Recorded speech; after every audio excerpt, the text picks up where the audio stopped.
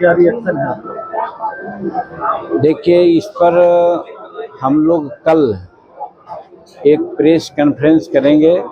सभी मंत्रियों को कहा गया है कि अपने क्षेत्र, अपने राज्य और अपने विभाग के संबंध में 11 साल की जो उपलब्धियां हैं उसको गिनाया जाए, कहा जाए। तो कल पटना में हमने तय किया है, वहाँ करेंगे हम लोग एक प्रेस कॉन्फ्रेंस।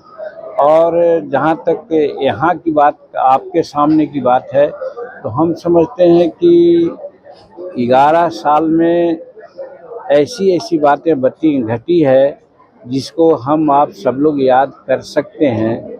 अब जैसे मान लीजिए कि अभी अभी हाल में ऑपरेशन सिंदूर की घटना हुई।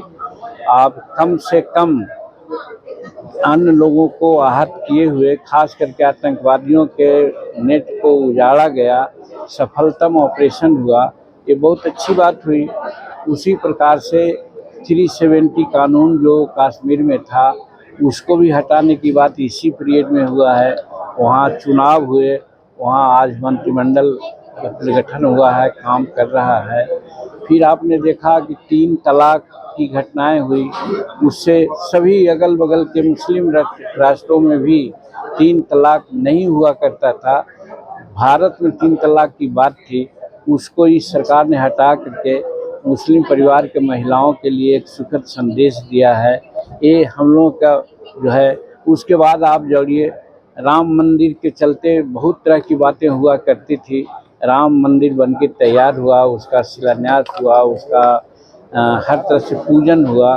तो इस एक बात, तीसरी बात और है, आर्थिक जगत में आप देखा जाए 2014 में हम लोग जब सत्ता संभाले थे, यानी नरेंद्र मोदी संभाले थे, तो भारत का आर्थिक पोजीशन 13वां या 12वां था। और इसके बाद यहाँ का पोजीशन 5वां हो गया था। अभी अभी हाल में जापान को पछाड़ करके आर्थिक व्यवस्था में हम लोग 4था स्थान पर आ गए हैं और 2027 तक तीसरा स्थान में जाएंगे। और नरेंद्र मोदी जी की कल्पना है कि 2047 में हम लोग विकसित भारत के रूप में इसको आगे बढ़ाएंगे।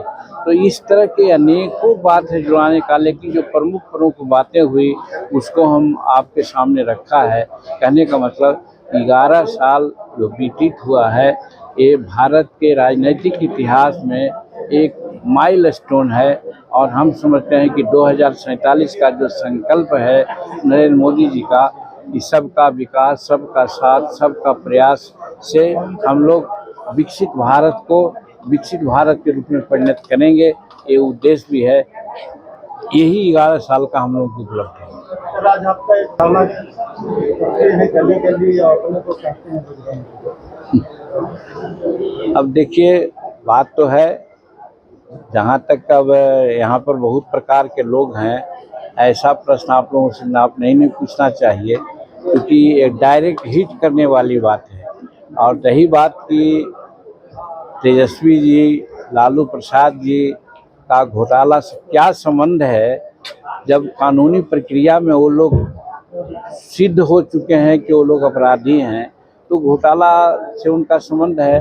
तो इसलिए उनके बारे में जो घोटालेबाज हुए हैं, जिनको सज़ा मिल चुकी है, पुनः फिर घोटालेबाज कहना या कोई बात करना वांछित नहीं होता है। ये बिहार की आम जनता नहीं, भारत की आम जनता लोग समझ गए हैं कि किनके समय में घोटाला होता था और कौन घोटाला करते थे। इसलिए तेजस्वी जी की बात करते हों या किन्हीं की बात आप करते हों, तो ये तो न्यायालय के द्वारा ऑलरेडी प्रूव्ड है, सिद्ध है।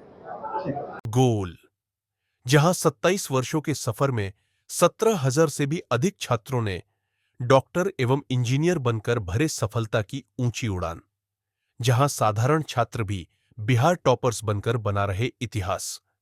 दूरदर्शी शिक्षाविद श्री बिपिन सिंह के मार्गदर्शन में मेडिकल एवं इंजीनियरिंग के लाखों छात्रों के लिए आशा की किरण के रूप में गोल, द रिजल्ट फैक्ट्री।